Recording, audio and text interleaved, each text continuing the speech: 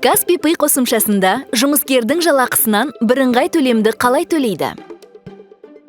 Оңайлатылған немесе бөлшек салық режимінде жұмыс істейтін кәсіпкерлер қызметкердің жалақысынан бірыңғай төлемді жасай алады.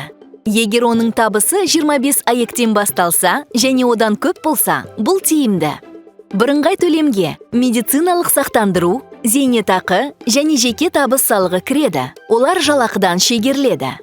Жұмыс берушінің әлеуметтік, медициналық және зейнетақы жарналары кіреді. Оны компания аударады.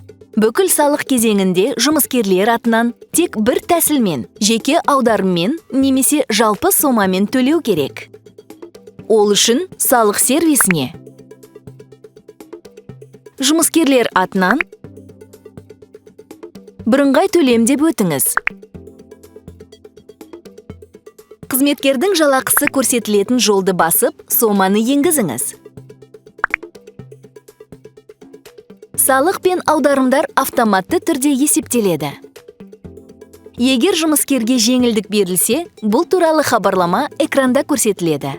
Өзгерістерін сақтаңыз. Қажет болса, тағы да қызметкерлерді қосуға болады. Деректерді тексеріп, төлемді растаңыз.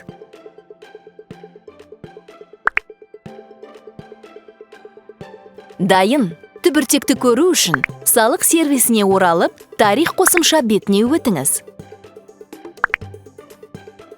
Осылай, Каспий Pay қосымшасында жұмыскердің жалақысынан бірыңғай төлемді жеңіл әрі оңай төлеуге болады.